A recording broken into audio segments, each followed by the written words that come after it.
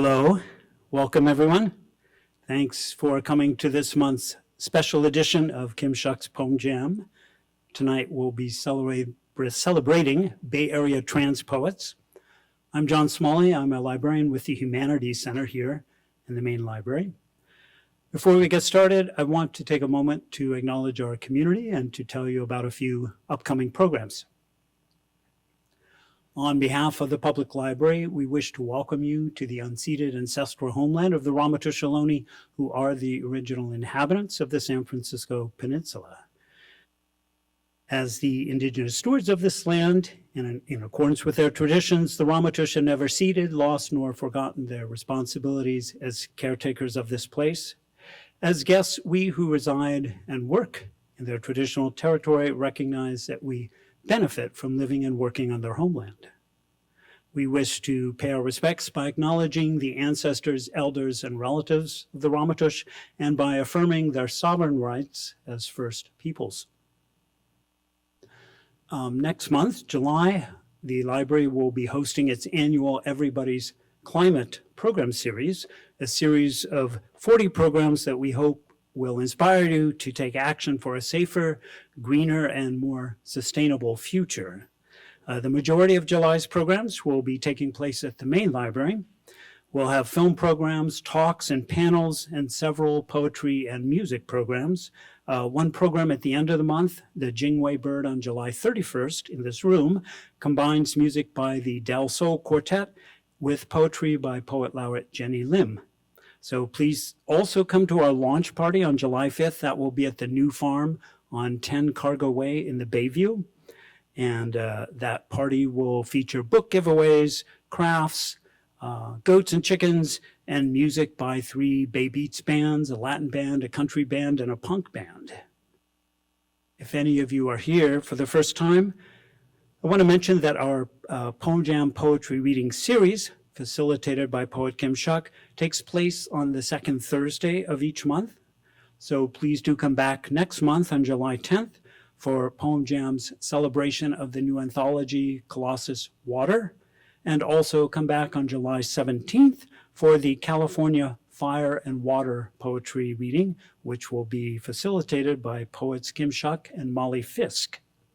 You can learn more about upcoming programs by picking up a flyer or a newsletter from the table on your right, where you will also find coffee and cookies and a very limited edition of the Poem Jam pin. Help yourself to that. You can also find out more by visiting our webpage, the events calendar there at sfpl.org.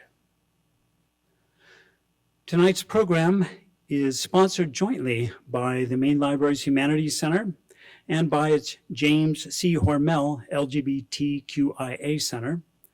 The Hormel Center's Director, Christina Mitras, is with us today, and I'd like to invite her now up to the microphone to say a few words. Please welcome Christina.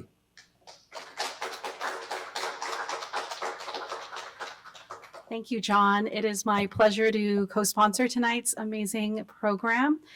As a cis queer woman, I feel like it's my honor and my duty to do everything I can to uplift trans voices. So I'm so happy that we're here celebrating Pride Month, which we know is an anniversary of Stonewall, where trans and non-binary women were always at the very front of it all. So this is, even though August is now officially known as Trans History Month, we know that all months and all the time is the time to be able to celebrate our community. So thank you to the poets here. We're so happy that you're here. And if you have questions about what the Hormel LGBTQIA Center is all about, please visit me in the back. I'd love to talk to you about our upcoming programs, exhibitions, collections. And I will just say that next year we're celebrating our 30th anniversary. And we were the very first center of its kind in a municipal building. 1996, the height of the AIDS epidemic, it was very significant that the government was saying, that a government building like this was saying, you matter, we're gonna make sure that you have a stake in this building for perpetuity. And I think even more than ever in 2025 for a government building to say, you matter, your histories matter, your stories matter, is just as important as ever. So thank you, and I guess I'm passing it back to John. Thank you.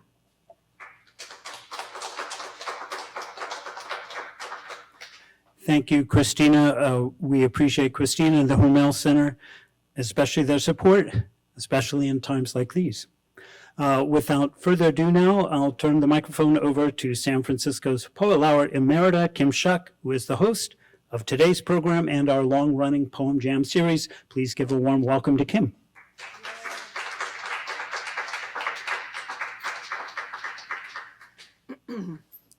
So I'm basically going to stay out of the way tonight for the most part. But I did want to share a poem that I wrote for my brother.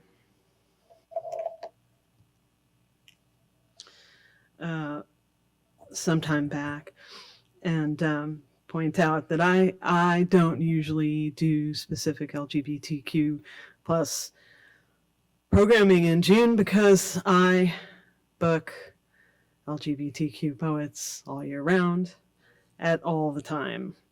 And it just seems like right now, visibility is such an issue that I can't agree more with Christina that as cis people, we really need to do everything we can to amplify voices. If you've dreamed of invisibility as a quiet space with no edges, if you've practiced invisibility at the supermarket and in the streets, if you built your own worlds, gradually opened the windows, added mirrors one by one, and sometimes were surprised that you cast a reflection at all.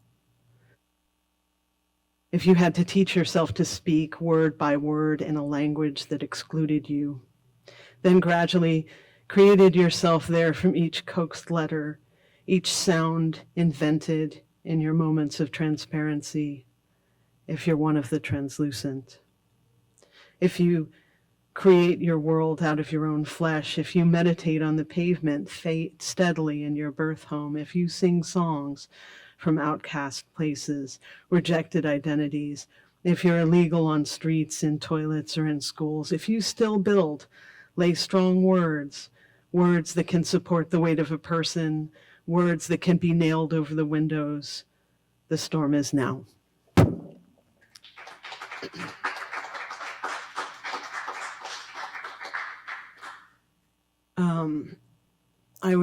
I'm really delighted at our lineup tonight. And I would like to welcome to the microphone someone who I haven't booked before, but whose work impresses me very much. Please come up to the microphone, Cadence Mc Cracken.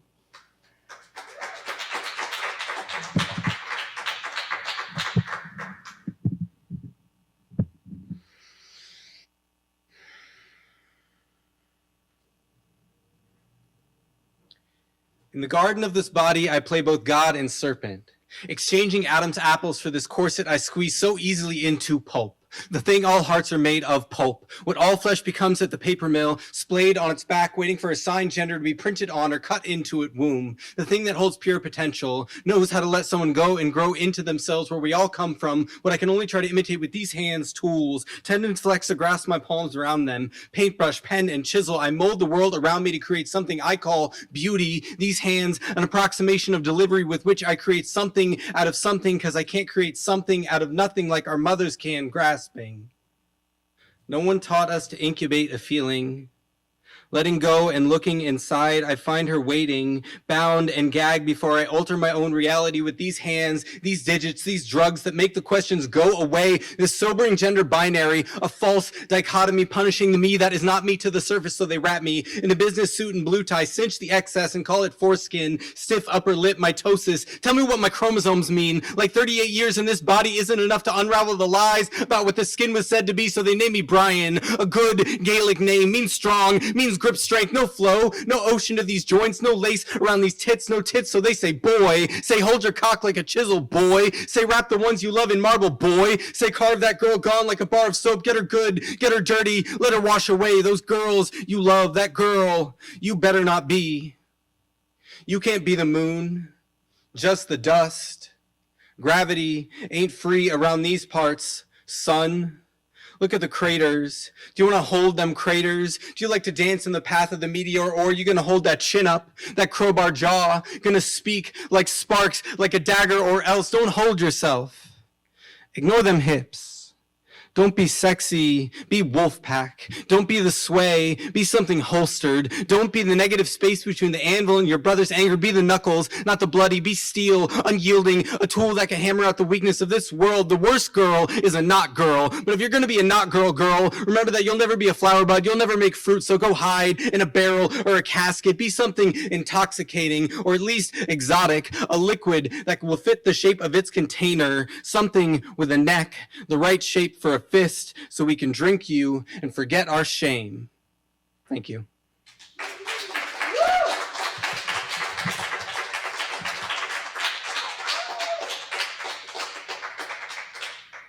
All right, this next one,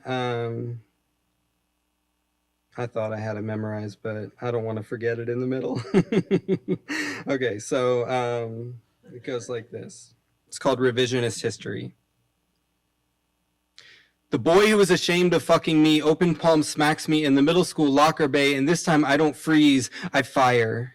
I blow embers beneath his feet and burn his Jordans. I ride smoke to southern sky, find the frequency of revelation and transition on the spot. I grow pleats on thighs immediately. Fishnets swim up my calves and knees. I can cry now. The crying fills a wishing well. I wish for his shame and my shame to cancel each other out, for me to math my way out of the baby blue coffin he buried me back into. I don't spend the next 20 years building closet after closet around me like a set of Russian dolls. Burn the pine. Burn all the forests bent on becoming caskets. Burn the strip malls that sell gender straight off the assembly line. Unionize the workers so they can craft artisan genders and make an honest dollar. I want my boyfriend who thinks I am his boyfriend and hates me for it to incinerate the haunted house on New Parkland Avenue with the sociopath brother and alcoholic mother, and for us to live in a land that doesn't hate our budding queerness. Trust me, I've spent thousands of dollars on hard drugs and therapy to rewrite the trauma of being a tranny in Virginia. Trust me, I've meditated on the little boy girl faggot and loved her into a full-grown woman, a mother. I mother myself back, little wisp of a teenage girl inside.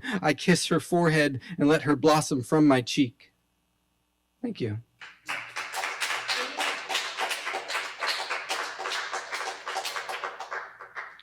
All right, this poem is called Deer Hunt, and it goes out to all the chasers that are hopefully not here. All right. The hormones erode the testosterone out of the mountain of me, and I become lush, round, an unspoiled anthology of spring and ancient. There are wolves here.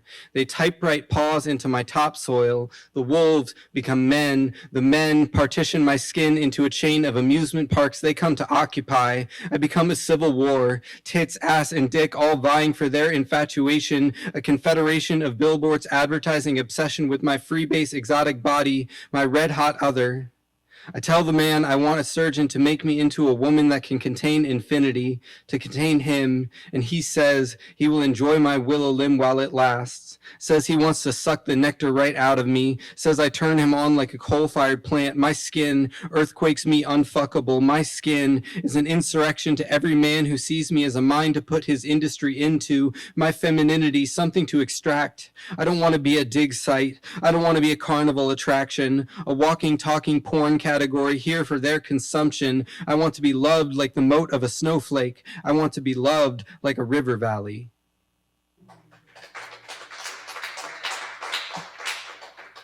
Okay, I got one more.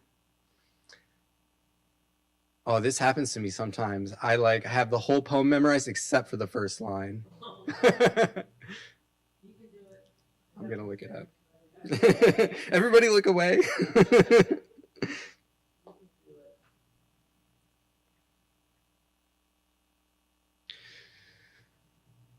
No one was ready for the day her mom picked her up early in her best friend's Cinderella dress. It was pure serenity as she discovered the feathered swish of vulnerability radiant in her soft valor like a crocus emerging from February soil, but it was still winter, so we all turned our heads and forgot. Then one day at the construction site atop a steep dirt mound with her huffy blue bike, her friends shouted up at her, "Don't be a pussy." So she dropped that princess dress, buttoned up camouflage shorts to blend in with this tiny avalanche of barbed wire camaraderie into aggression and football and games of smear the queer and first fist fights. Never hit a girl, they said, and definitely don't be one. So he put her in a plywood box behind his sternum, a coffin for an open wound they wouldn't stop salting, trying to disinfect this festering aberration of gender, this tunic fork child who felt too much and smiled too sweet. So then stillness, so then depression, then growth spurt, jaw squared, crossed arms into the golden sarcophagus of becoming a man, encasing that crazy bitch who cried too much. So then mania, then staying up all night and fucking any girl who would grace him with a femme he couldn't allow himself to be. So anarchist, so Molotov that system to the ground, because maybe then it would incinerate the black box he carried in his chest with it, sucking down cigarettes like tear gas to stifle her love songs, amphetamine for the speed to outrun the target on her back, then alcohol, a 30-year flood to drown out her cries of "let me out."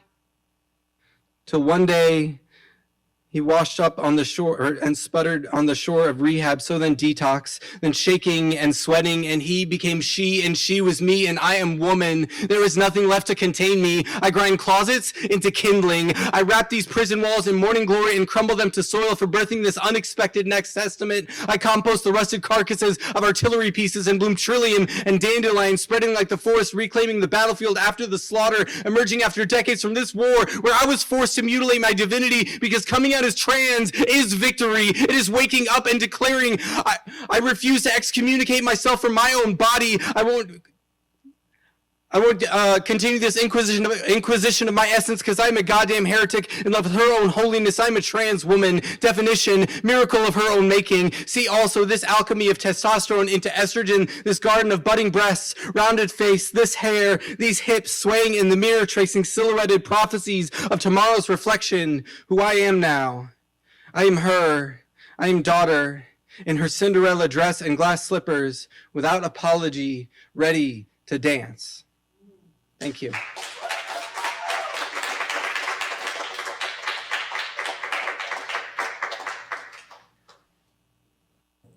So, I've never heard the term deer hunter before.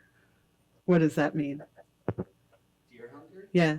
Oh, I mean, it was like, there's wolves in the poem, and I'm prey, they're hunting. Did you invent that one? Deer hunt? Yeah. No? I don't Yeah. think so. Okay. So here's what I'm going to say. I always say the way forward is community. Well, I'm a Native American woman, and we have stories about the deer women, and now I have to invite you over to tell you deer women stories. You should claim that power, because that's some big stuff. Anyway, awesome. Another round of applause, please, for Cadence.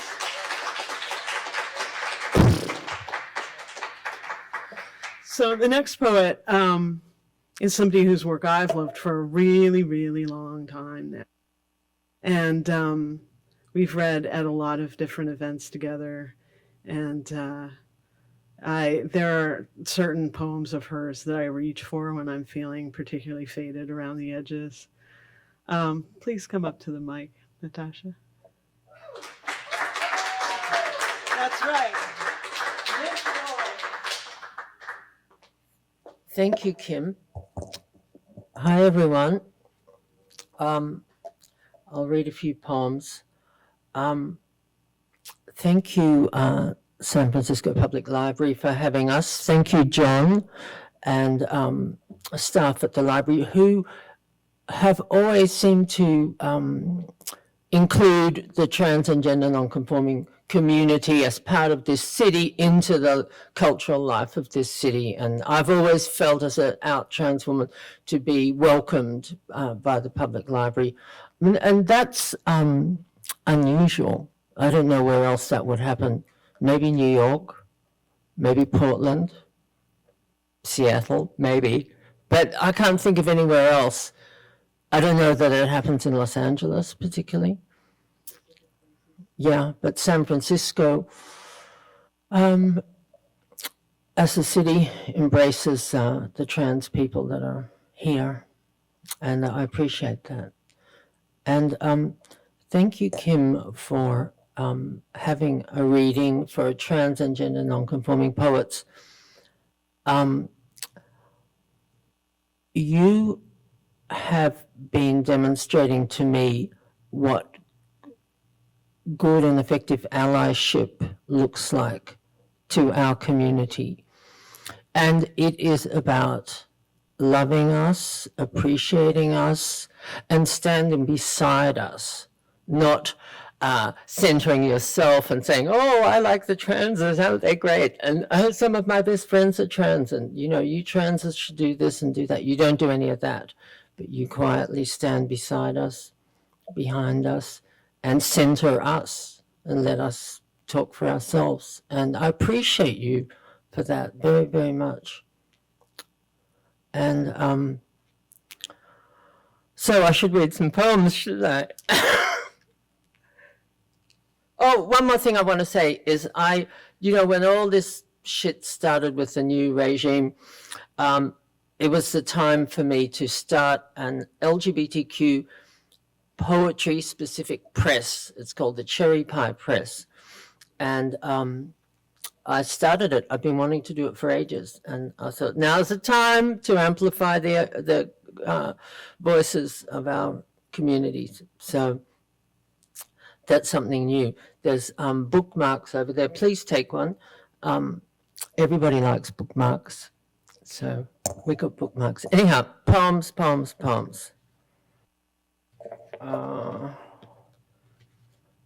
I don't usually talk like this, do I, Kim? I usually just read the poems. But it's a significant reading, and I wanted to say something. The Palace of Ice. Sharp metal blades plus rock-hard ice seem a dangerous combination, but produce such elegant, gliding beauty to your 11-year-old boy eyes. It's a sport, it's a hobby, it's socially acceptable, but for you it is ballet manqué, a way to dance femininely under cover of normalcy.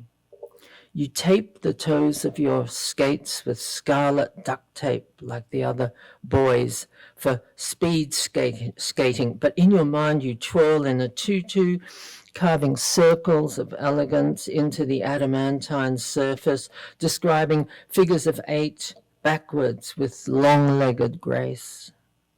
You circle in reverse like a woman, one leg lifted, skate toe pointed, and etch into the surface of the rink, I am she, I am she, I am she.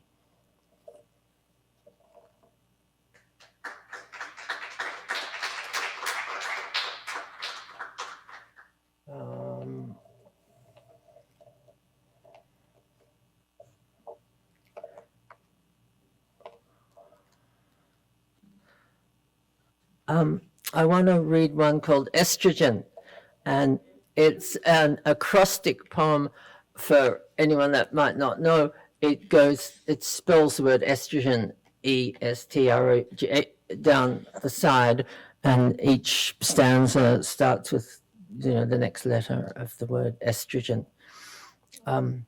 Estrogen, this is the E stanza. E, estrogen, you feminizing chemical. She loves how you plump her up, making her flesh ripe and juicy like a young chicken, how you come from woman and give life, how you bring out her girly qualities, you. S, swallowed with a glass of water every morning, how she can feel you, first in her nipples, itching with the pain of growth, bone pain in the hips, signifying change. T, 3 blue pills.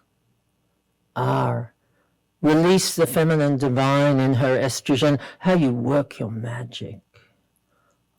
O, oestrus, Greek for verve or inspiration, and she loves how you give her that estrogen. G, growth of secondary sexual characteristics to prepare for childbirth, tits and ass, adipose fatty tissue deposits and breastfeeding, how you make a girl feel fecund, ripe. E, emotional range and how you expand it, ethanol estradiol.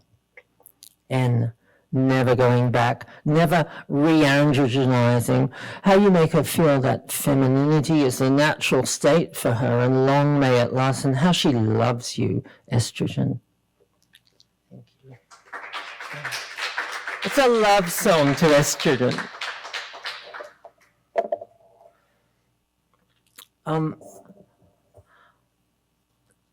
Here's another poem, nothing to do with transness, but everything to do with Lana Del Rey.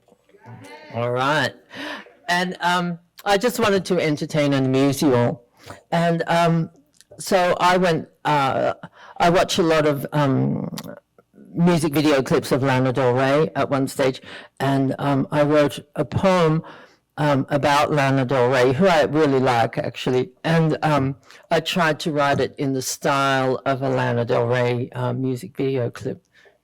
Oh, Lana, I just want us to be besties, hang out by the pool, drink Greyhounds, the grapefruit freshly squeezed, and the vodka Belvedere, take selfies together in the smog-infused tangerine sunset with synthesizers playing a Doors track, or perhaps some Astrid Gilberto, or something obscure and cool.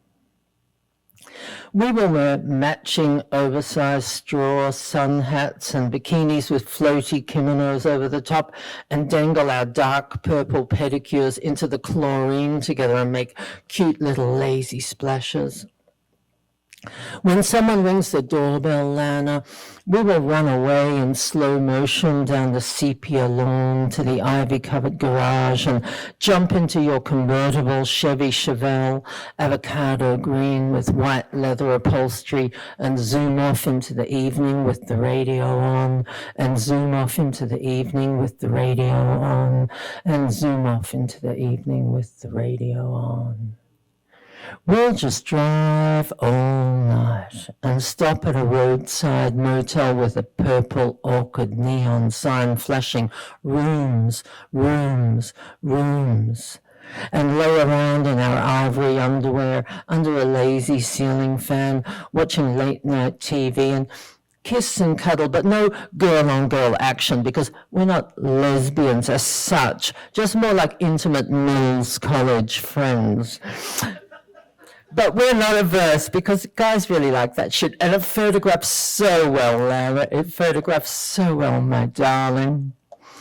I guess adult toys are all right. A double header in one of those primary jello colors, red or purple. You can choose, Lara, my bestie, my doll. The next day we stop in a roadside diner and I will order one waffle with a side of fruit and you will order one egg over easy and one pancake. And we won't have to eat them or anything, just push them around the plate a little desultory because they photograph so well. And we will drink strong coffee out of those thick white china mugs with that rolled lip.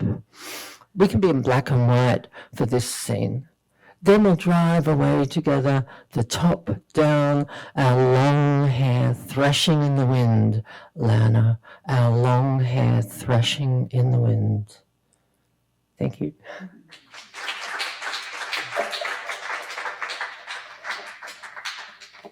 That's it. Sorry, that Lana Del Rey poem comes from this book called Ars Poetica, and it's from the Los Angeles Press, and it's my most recent collection, and it's nominated for a Lambda Literary Award in the category of trans poetry. I hope it wins. Well, it'd be great if it did. But you can buy a copy. I've got a few over there, and it's normally $20 or $19.95, but I'm going to give you all trans discount, which is half price if you're trans, gender non-conforming, or an ally. So you can get one for $10. How about that? It's the pink, white, and blue discount. See me afterwards. Thank you.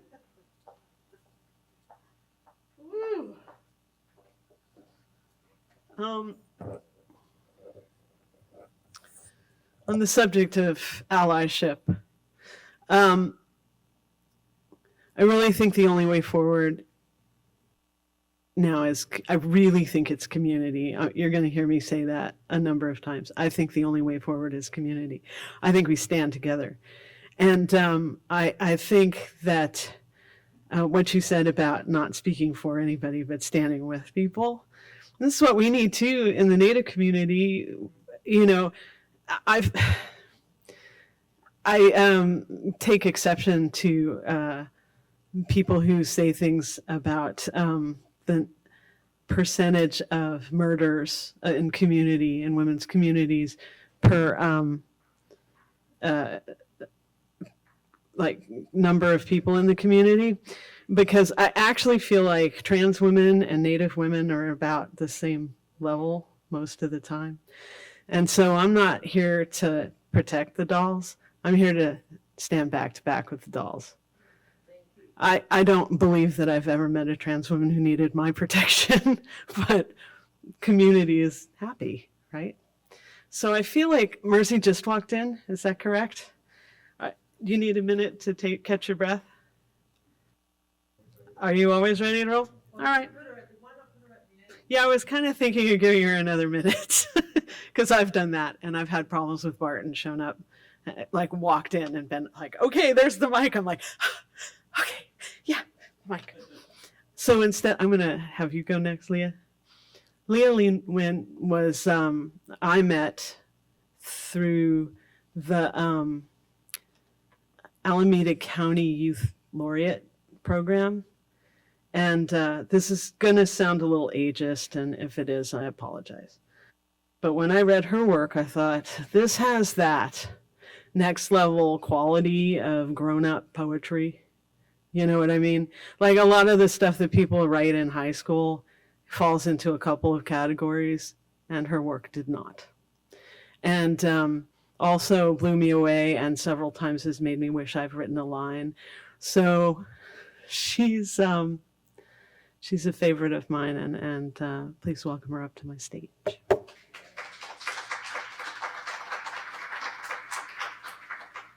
Okay. Thank you, Kim. All right. The first poem I'd like to read is called Us, and I wrote it a few years ago, but I feel like it's probably more relevant now than ever, so Us. Wake up, darling, she said to me. Come and watch the show. So I opened my eyes, and when I did, I saw blood-red sands baking in the sun with clear blue sky above it. A cloud of the whitest of whites bleaching the horizon. And before she was swallowed up, she looked to me and smiled. Some call it a melting pot. I call it a nuclear reactor about to explode. 'Cause here division is the only sure thing when all else has failed. 'Cause you can't light a city without splitting a few atoms. 'Cause it's only in the light of the blast that you can see yourself clearly. We are the lines we carved around us, the negative space, the silence between words, the shadows seared onto our streets that can't be scrubbed away. We are the rubble, the wreck, the rust, the rot, the hand that raises from what remains and drips red, white, and blue. So wake up, darling, she says again. Come and watch the show. So I open my eyes, and when I do, for the first time, I see us. 3, 2, 1, begin.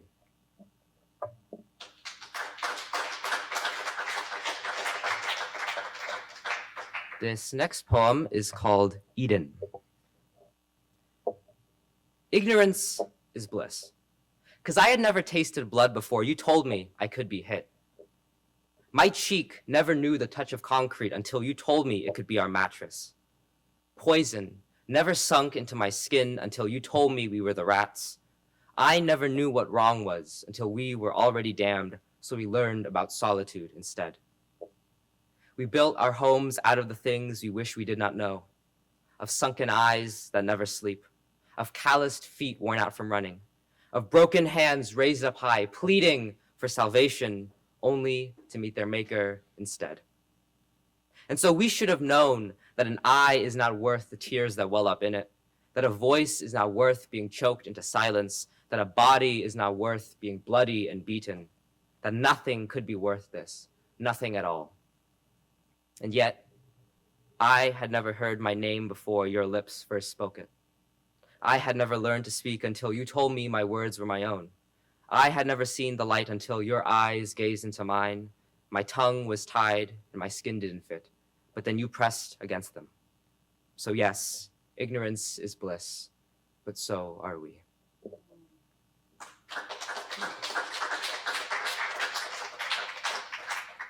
This next poem is called Reflections.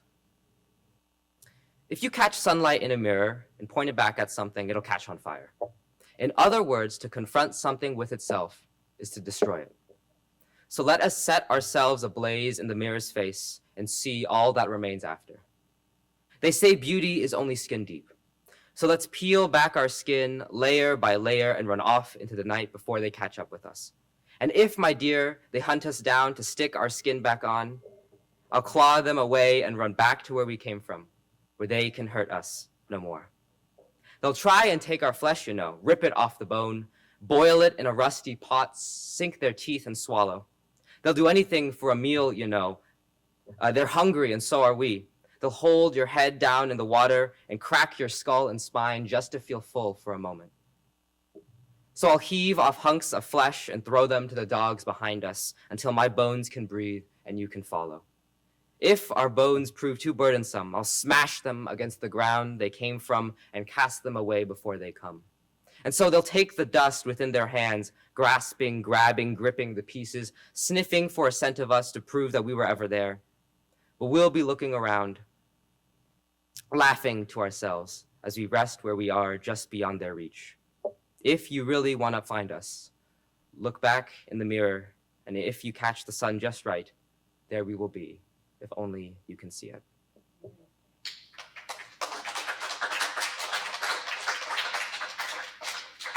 Okay, this next poem is called Born Again. I was born in the hem of a dress that didn't quite fit, twirling in my room in the cover of night, and in the smudged lipstick that crept up my lip a little too far and hugged my mouth as I smiled. I was born in the way my tongue tapped against the roof of my mouth as I said my name for the very first time, and in the fireworks show that set off in my head in colors I have never seen as the sound first reached my ears. While I was still wide-eyed and wailing, still catching my first few breaths of air, on a piece of paper now collecting dust, typed up signs, stamped and filed, they marked me down, caged me in, and pushed me out, and that should have been the end of it. Yet here I am, sealed and stamped, but still drying at the edges, set in stone, but still growing through the cracks, born again into something you could call beautiful. Okay, and this last poem, sorry. This last poem, I've never actually read this out loud, so we'll see how this goes. It's called Bang Wai Ơi, and so in Vietnamese that means essentially like dear grandmother. And just to kind of preface this, so my grandmother passed before I ever came out, and she was a very religious woman, so that's what this is about. Bang Wai Ơi. The other day I thought I saw you at a friend's graduation, but it was just his own. In a wheelchair like yours, her hair cropped short, a broad nose set in skin, brown like bronze, creased at the edges in a smile. I thought I'd find you if only I looked up at the stars, but the stadium lights drowned them out. The sky was empty. It's been 6 years since you've seen me last, and I can't say I've stayed the same.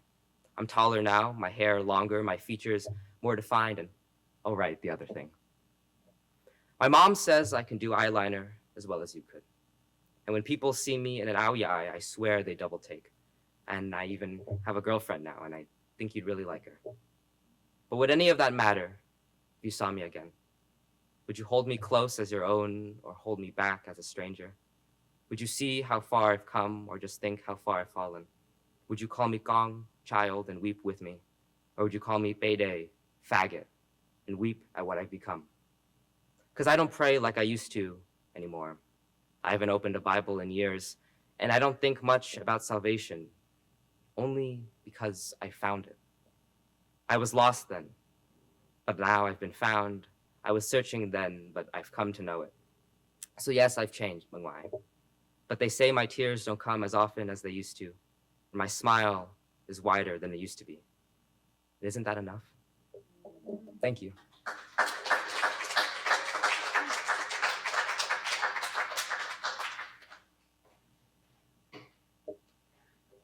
You did it again.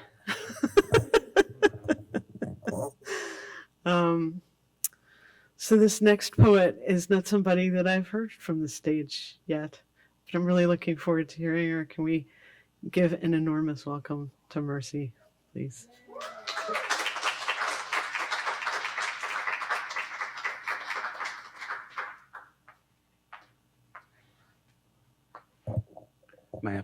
Good day, everyone. My name is Mercy Gray. I'm a Bangan Bulakenyo people of the Philippine Islands. I'm really grateful to the Ohlone people whose unceded territory we're on.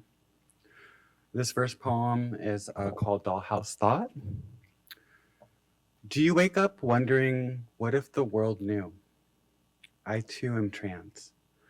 The way the crushing weight of wanting to fuck me, rape me, take away my rights, and slit my throat all at the same time feels. What if I felt all of you all at the same time? Would it be okay to sleep in, to cry myself into intoxication? Replaced instead with extra spoons of honey in my morning porridge. Signed, The Life of a Doll. These next two poems are...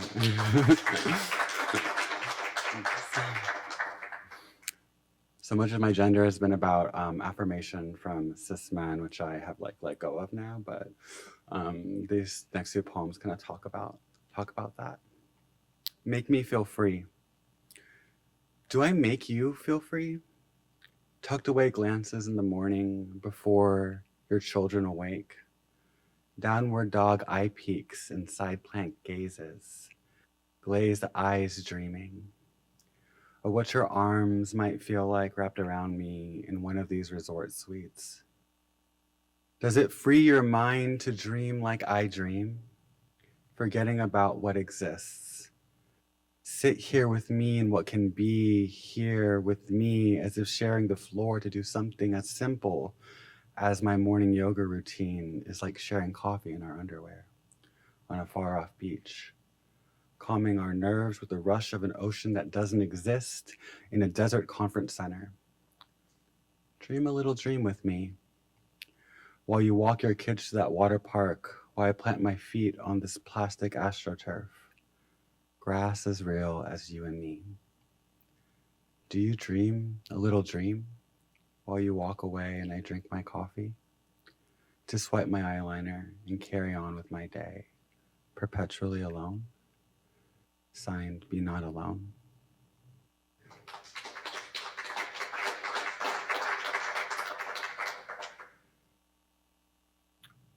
This is a poem that I wrote about my ex when I realized he was just kind of chaser of the year and maybe not worth my time.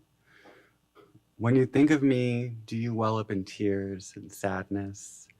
Do your tears softly roll off the cliff of your cheeks? Does your heart swell full of hope? For a brief moment, dew in the morning rolling off the blade of grass as if the garden could grow off dew alone. Do you laugh coldly? What am I to you? Who am I to you? Do your stitches come undone? Do you buckle at the belly while you hold some girl's hand, while you lose yourself into another person, yet another relation, woman after woman, what no more of me could remain? Do you hold onto the edge of this cliff like I do, half hoping the rocks underneath break my legs upon impact? Help me, drown, so I don't yearn for a hand that will never come. You're too busy picking the right flowers that go with this fresh charcuterie board of lies.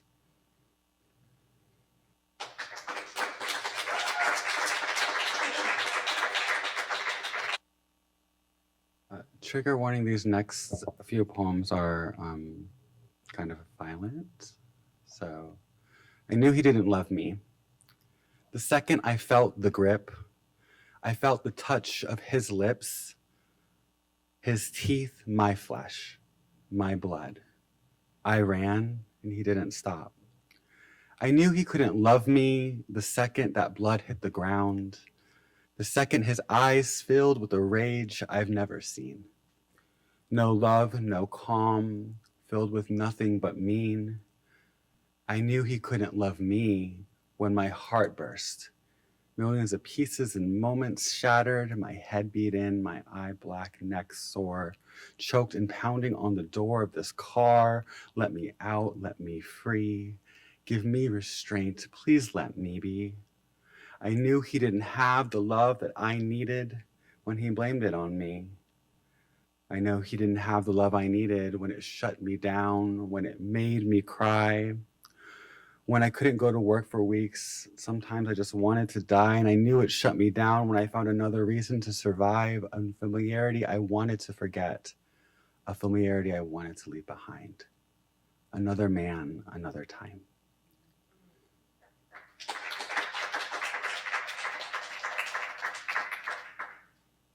This next poem, I just want to acknowledge that, like, sex work is work, and, like, I might be mad about some things in this poem, but it doesn't mean that, like, I don't believe in the autonomy of people. Tell me what you know of rolled up mattresses stained with your blood, of waking up in the middle of getting turned out and raped, to a man penetrating you and beating you for waking, for a moment of presence, consciousness in your own body, to the heat of the fluid shooting through the needle, to the dizziness, despair that comes with that rush. Speak to me of wanting to be held by the man with the needle. Speak to me of the sickness inside of me. Wish I knew what that rush was. Wish I knew where I was. Wish I knew how to get out. Speak to me of the empowerment and liberation as the hotel clerk steals my deposit and turns off the card key with nowhere to go. Speak to me of the empowering spit on my face as he yells whore, of the empowerment of being held down and force-fed methamphetamines, dosed out on GHB, waking up in puddles of fluids, what came from me, what came from him, how many, how long, where am I, and is it my fault? Where do I even go from here? Speak to me of the empowerment of countless man's grubby hands scraping over a divine creation. Speak to me of choosing the bag over safety, of the empowerment of taking what he paid for, me. Speak to me of the empowerment of a torn rectum chained to a sling. Speak to me of blood-stained briefs and 10-mile walks in the middle of the night. Speak to me of the empowerment behind controlling the pace and regularity and noise affiliated with drinking water, washing my clothes, brushing my teeth, cleaning my body. Speak to me of the empowerment behind taking my body for the comfort of a bed, a shower, somewhere to cry for 5 minutes behind a closed door. Speak to me of the empowering trick who lets you get ready at his house to get ready to fuck some more. For more of less, there always seems to be less of more. Speak to me of speaking to me, of the love and the light and the empowerment of the sex trade. Speak to me of the beatings, the rapes, my tongue cut half off, of being tucked into a trunk and carried up a staircase. Speak to me of the presence of your empowerment. Speak to me of it. Say it to my face. Speak to me of me. Speak to me of human trafficking. Speak to me of children for sale. Speak to me of child prostitutes. Speak to me of runaway youth. Speak to me of speaking to me.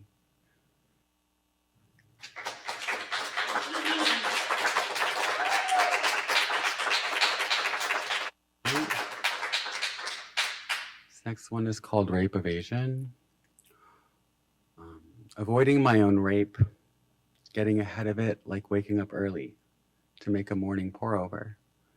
Grind coffee beans fresh, somehow make myself take a deep breath. In the vacuum of a plastic bag held over my head, taking notes to smile and hope that the bag will be clear so as to get ahead of the dying part. What earrings look best pressed against my cheeks? What shock of horror look on my face induces salacious thoughts? What's too far and what's just not hot? Planning for rape like picking gifts out for Christmas, accepting the never-ending plan to wreck my life. Someone who knows everything about me would know that I've heard the comments strangers and acquaintances make after viewing the videos of me gang raped, drugged out, as if being sexually exploited was worse than complicity. Rape consumption is somehow gaudy and self-righteous. I deserve it though, right? I deserved it when my best friend sold me for a bag of meth to a stranger who sold me to a group of strange beasts, hairy, obese, disgruntled, and sweaty. Somehow the patchy leather couch I woke up on was warmer to the touch than their skin. The battery acid on my Camry's car battery is saltier than the lithium sweat off their brow, slipping into the corners of my mouth. A meth-filled room where my best friend sold me. You cannot hurt me like the devastation of the lifetimes of betrayals I have already endured. You are the disgusting one. So when I buy gifts for my abuser, maybe it's myself I'm gifting this to, bits of wise advice otherwise lost in the wind. They make me sweet, while you serve me your bong water. No sweet treats for the undeserving. Morning strolls, barefoot over crushed glass. Here is your gift. Signed, being abused is not disgusting.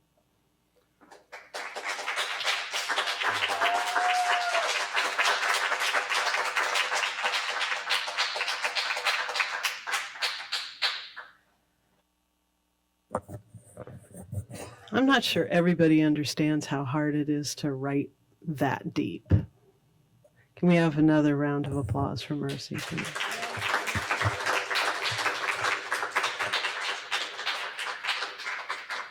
I've known lifelong poets who can't get to that depth.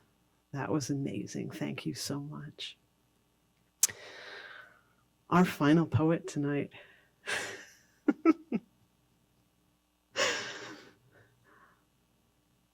I have some really good friends who are non-binary.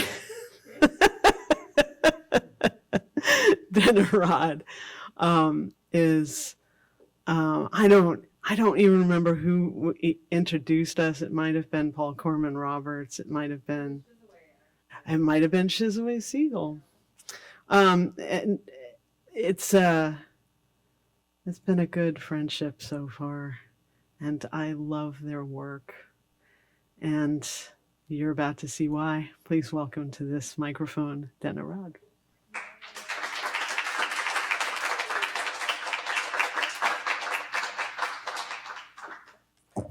Thank you so much, Kim. I had we met here in this building, actually, just around the auditorium. I feel so thankful to be the token trans mask at this reading. It feels, I know, I'm joking. I'm making a joke out of love. I had a very different set prepared. And then my Signal chat of all the queer Iranians that I am with shared news about Israel shooting missiles on my motherland, Iran. And I had a very different set prepared. And it's so strange living in this timeline when you see your worst nightmares come alive and then also your most wildest dreams. I feel so thankful to have had access to gender affirming care in the wildest of times in the first few months of the COVID pandemic, and trying to access gender affirming care when surgeons were considering these surgeries as elective and not having them being scheduled with the priority that other life-saving surgeries were. Is still a trauma, I think, that I'm working through. And so that is only to say is I was still able to access those surgeries and still be able to find my most authentic self and unlock that. And so I say that because there are so many of us, not just trans people, but just people who don't have access to the healthcare that they need. And what you were saying earlier, Natasha, about how Kim stands alongside us, I think that's what we all need to do. for one another, for better or for worse, because I know that my liberation is tied up in your liberation. I want to share some words from the queer and trans-Palestinian project, Queering the Map. This is a project where queer and trans Palestinians are geotagged to places in Palestine that have now been razed to the ground by Israel's bombs. It's very likely the Palestinians who wrote these words are no longer with us. I've always imagined you and me sitting out in the sun, hand in hand, free at last. We spoke of all the places we would go if we could, yet you are gone now. If I had known that bombs raining down on us would take you from me, I would have gladly told the world how I adored you more than anything. I'm sorry I was a coward. I don't know how long I will live, so I just want this to be my memory here before I die. I am not going to leave my home, come what may. My biggest regret is not kissing this one guy. He died 2 days back. We had told each other how much we like one another, and I was too shy to kiss that last time. He died in the bombing. I think a big part of me died too, and soon I will be dead. To Eunice, I will kiss you in heaven. And so I keep thinking about all of the parts of us that are continually dying as we see the United States crumble. This poem is written in response to Noor Hindi's "Fuck your lecture on craft, my people are dying." Sun shines through trees, life giving warmth, coursing through sap and root. My veins also shine through white phosphorus beams, flowing amongst a melee of corpses. I could tell you how she's so beautiful. The hawk circling for another meal, the crow chattering for her own space, calling in reinforcements against the falcon, hooked beak brought as an omen. But I tell you of women who don't have enough to eat. Yet I am my own kind of settler, sitting on a lonely land, bordered for those who park their Teslas, those batteries aching for more Chilean mined cadmium. The strongest drugs I've ever snorted were dollar bills, crushed into powder for my bank account. Another one, addicted to zeros, growing deeper into chasms fetched through mining. I know I'm American because I can write these words. She's so beautiful, this green, a leaf munched through, aphid fed lean, and yet there are still bombs dropping on my kin. We forget about Afghanistan and Iraq. We forget about Syria and Yemen, how Obama also dropped drones on those who look like me, and for what? My birth as an American, a sacrifice I will never repay. Mere chance evading the erasure of entire lineages, erased from the earth, hands no longer attending their ancestral citrus trees. And I breathe in that women life freedom means for us all, not just within the lines of nation states, but within our hearts beating, because we are made of love, made to tend each other warm and make sure that we can see the next day. I had a very different set prepared.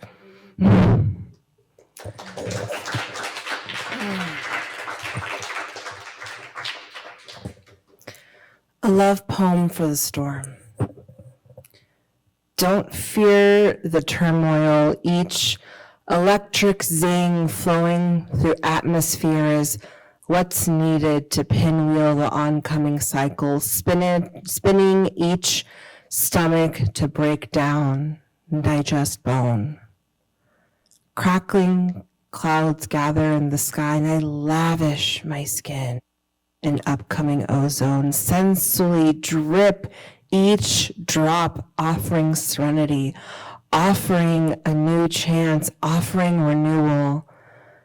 May the clouds deeply break open and soak the dirt, watering seeds, waiting for the right moment to sprout a new world.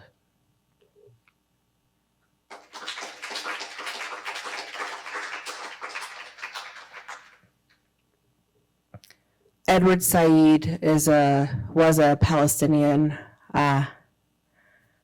writer and academic, and one of the quotes that he said haunts me. So much of my life is the benefit of empire. This poem is written for that quote. And so is mine, a soft place to land every night, a fridge filled with food I once only dreamed of, the nice non-Jerry cheese, the mid-priced bottle of wine, a consistent river of CBD to tame my wildfire, skewing my nerves towards a running bull. Empire, the land bordered a wound demarcated by man. There are hawks circling that metallic scent. I know you. Flaming sword in hand, belly low to the ground, there's a river of blood soaking the earth, seeping out of the wound.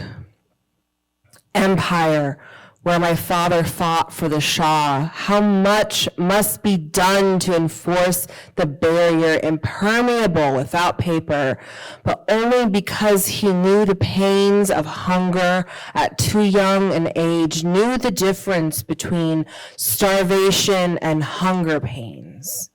Bought those Levi's because they represented America, fought and escaped once the tide turned. Gates opened via asylum. Empire's green card keeping benefits watered by the river of blood. A call for prayer. Instead of sword, bring a needle to stitch the tattered flesh back together. Let there be sinew, nodding back, lip meeting lip where the wound once began. May these lands be given back to our home.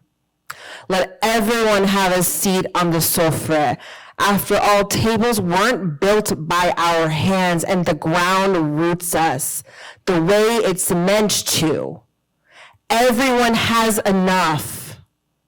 Maybe even more, but not too much. There's no room for greed anymore.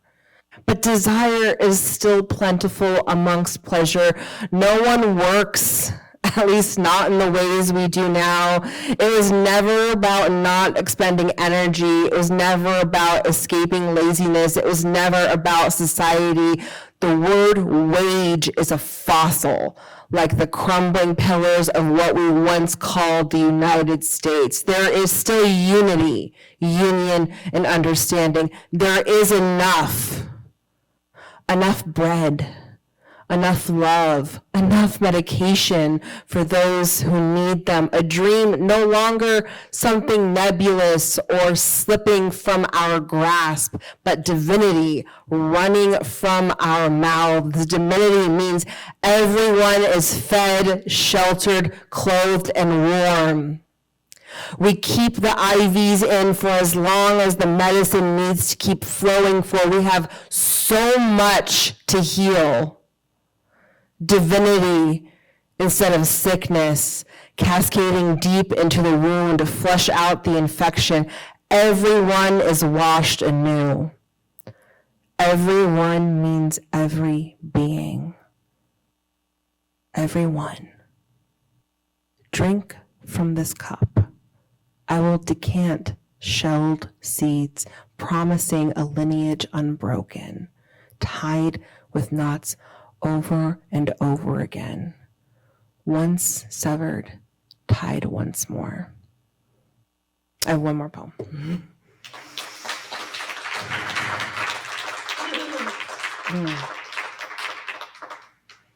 I was born in Oakland. It's becoming increasingly rare for me to meet people who are also born in Oakland. Here's another gentrification poem. You've heard it before, or worse, lived it. All the friends you grew up with moving to another state so they can finally yoke themselves to a house, birth a kid, to eat scrambled eggs so an American dream can crack open for them. Laugh about how much the city has changed instead of crying. Proclaim how they can never go back, salt pillars be damned. No one wants to admit the California we grew up in is gone. I hear how different it was decades ago when I visit new cities, see the same skyscrapers filled with Airbnbs, modular design run amok, mocked up with vector art marketing, inhabited by the same athleisure-drenched denizens clutching Stanley Cups. With time's inexorable march, we remember how the landscape wasn't as dry before the fires scorched the earth clean, or worse, half a decade ago, the river was higher, the grass took longer to yellow out. We still don't know what to do in this new landscape. I grieve my friends live elsewhere now, how I will likely only see them a handful more times before I die.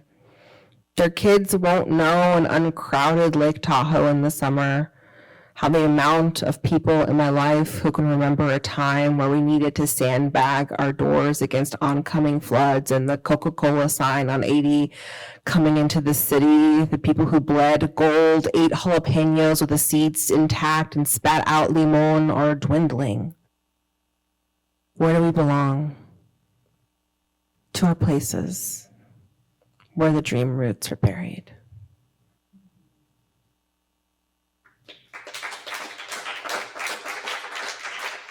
Okay, I lied. I have one more poem because I can't leave it there. Sounds a little bit more hopeful. My wife and I, we live in Oakland now after having met in San Francisco and moving to Berkeley.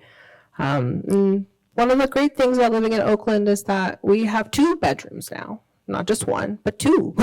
Luxury. So now we can host my friends who have moved to other states and when they're back in town. So this one's about chosen family or something.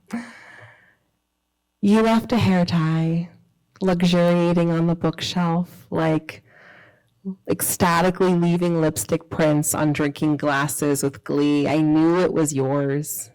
It meant that you were here, that you stayed, bones resting in slumber, trust surrendered, saying, I know you'll take care of me. I don't know when I'll see you next, and it's okay because you left a hair tie, femme that you are, and I know I'll see you again. My name is Dena Rod. Thank you.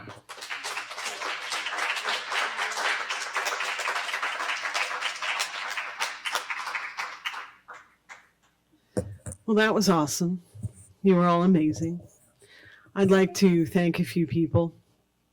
I'd like to thank John, who has really relentlessly partnered with me on this series for quite some time now. I'd like to thank Mike and generally the AV department, who really take good care of us. If you've ever had to read in a place with crappy sound, you know that this is really good. And they tend to edit us really well as well. So when the video of this comes out, you will see we tend to be really well edited. I'd like to thank the Hormel Center for partnering on this particular project. I'd like to generally thank the San Francisco Public Library, who, though they occasionally make egregious mistakes in judgment, also make incredibly good judgments and have never, ever, ever tried to edit anything I put on this stage for content, which I think is a privilege because it's not every library system. And I'd like to thank all of our features, Cadence, Natasha, Leah, Mercy, and Dena for being here and sharing. I appreciate you all. And give yourselves a round of applause for being audience, because we need audience. Thank you. One more thing. Support poets, buy books. There was an opportunity to do that. And frankly, I think that owning a copy of one of Natasha's books, at least one copy of one of Natasha's books, is kind of a life moment that you need to go through to be a fully formed human. So you should do that.